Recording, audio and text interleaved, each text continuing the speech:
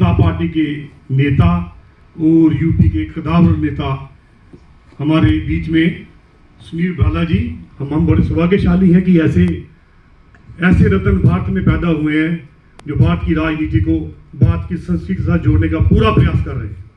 मैं उनका भी अभिनंदन करता हूं। हमारे बीच में बैठे हमारे कार्यकारी अध्यक्ष सुनील दत्त शर्मा जी, जिनका बड़ा अनुभव रहा हमारे राष्ट्रीय परीक्षाओं परिषद में हर पद पे उन्होंने काम किया और आज वो कार्यकर हैं, उनका भी मैं स्वागत करता हूं। हमारे बीच में आज के जो गोवा के अध्यक्ष अभी नए प्रेमपाल जी और अपने स्वतंत्र जी, राजपुरोहित जी, चिदात्मा जी और माननीय अतिथि भाइयों बहनों और सारे यहाँ पे बैठे हुए हमारे माननीय मंत्री जी के मिसिस बराला, इनका भी मैं अभिनंदन करता हूँ। बात यहाँ से शुरू करता हूँ कि आपने बात की कश्यप ऋषि की। कश्यप ऋषि भगवान परशुराम जी के गुरु थे, सबको मालूम होगा। कश्यप ऋषि जी ने ही श्रीनगर की उत्पत्ति की है और उनका कश्मीर का असली नाम कश्यप था पहले, पर कश्मीर हुआ। कश्यप की भूमि शैविज्म की भूमि है और शैविज्म जो है वो उच्च स्तर का हमारा धर्म का मार्गदर्शन करता है। इसीलिए श्रीनगर को भारत का रत्न और मुकुट भी कहा गया है। मुकुट इसलिए कि वो धर्म का झंडा है। श्रीनगर रहेगा, कश्मीर रहेगा तो भारत रहेगा। और कश्मीर के लिए बहुत युद्ध भी हुए और कश्मीर से ही क्रांति आएगी। मुझे लगा कि माननीय सुनील भाला जी ने कश्मीर में इसीलिए राष्ट्रीय परशुराम परिषद का वहाँ पे चिन्हित किया है क्योंकि कश्मीर को वो भारत के साथ केरला तक जोड़ना चाहते हैं। अखंड भारत का उनका संकल्प है। राष्ट्रीय परशुराम परिषद एक बहुत बड़ी ऑर्गेनाइजेशन बन चुकी है विश्व में।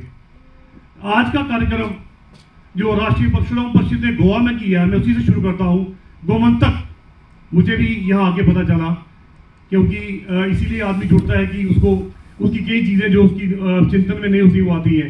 गोमंतक गोवा, मुझे लगता है कि इसका नाम गोमंतक भी हो जाएगा आने वाले टाइम पे। गोवा से गोमंतक बनने में देरी नहीं होगी क्योंकि ये कार्यक्रम शुरू हो चुका है। मैं गोवा सरकार का, माननीय डॉक्टर पवन सावंत जी का और उनकी टीम का भी बड़ा मैं तो अभिनंदन करता हूँ, धन्यवाद देता हूँ कि उन्होंने इस काम की पहल की।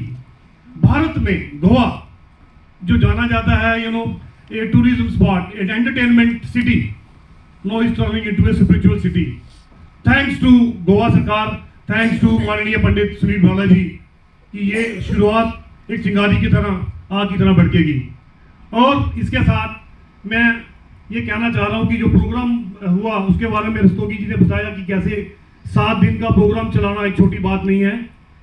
फर्स्ट टाइम गोवा में 7 दिन का प्रोग्राम चलाया और कामयाब प्रोग्राम। गोवा के हर कोने से आदमी वहां पे आया। वहां पे माननीय पंडित जी ने एक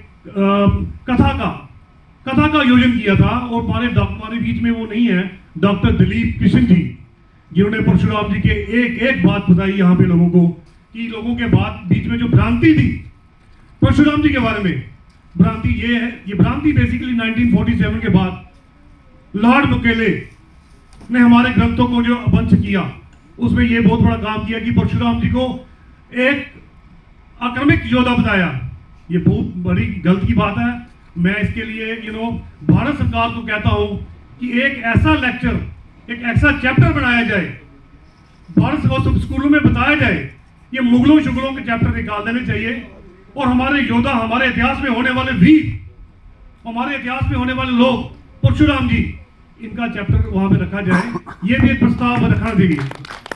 मैंने अभी अपने माननीय पंडित सुनील भाला जी से आज्ञा लेके भारत सरकार को 40,000 करोड़ का एक प्रपोजल भेजा है और उसको फॉलो कर रहे हैं। हम चाह रहे हैं कि पूरे भारत में गुरुकुल, भारत की नेशनल एजुकेशन पॉलिसी का 1,26,000 करोड़ बजट है, जिसका 60% समग्र स्कीम में जाता है।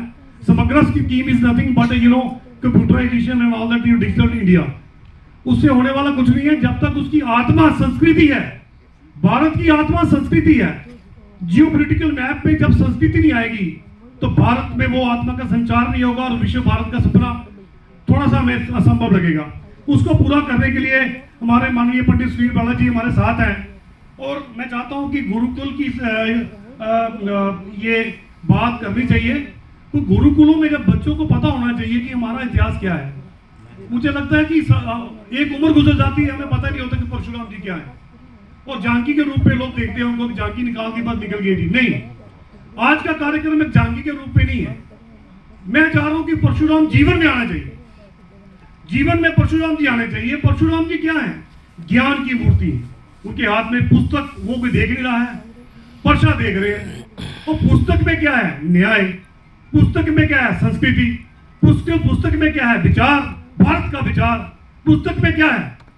आदमी की ट्रांसफॉर्मेशन कैसे करनी है, आपने मनुष्य से देव कैसे बनना है, उसकी कोई बात नहीं कर रहा है। वो बात तभी होगी नेशनल एजुकेशन पॉलिसी में परशुराम जी को वो स्थान दिया जाएगा, एक जो सप्तऋषि और बड़े बड़े ऋषियों को दिया गया है।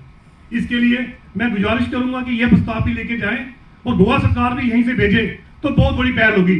दूसरी बात, परशुराम जी के हाथ में जो शस्त्र है, शस्त्र और शास्त्र, ये उन्होंने बताया कि सिर्फ पढ़ने से काम नहीं चलेगा भाई। आप पढ़ाई जा रहे हैं बच्चों को, दूसरी तरफ ऐसी सेना तैयार हो रही है जो हमारे क्या क्या मैं बोलूंगा इस स्टेज पे, जो हमें खत्म करने के लिए लगे हुए हैं। हमें चाहिए कि साथ ही साथ शस्त्र भी चाहिए, शस्त्र भी चाहिए और शास्त्र भी चाहिए। शस्त्र means zero tolerance on crime, zero tolerance on corruption, zero tolerance on women exploitation, zero tolerance on drug mafia, zero tolerance on conversion, cultural invasion. बात इस पे होनी चाहिए। मुद्दा ये है, परशुराम जी ने ये किया, उसकी बात हम कर नहीं रहे हैं। परशुराम जी ने इन सारी ताकतों को तोड़ा, सारी ताकतों का दमन किया और अखंड भारत का निर्माण किया। परशुराम जी एक छोटी मोटी हस्ती नहीं है।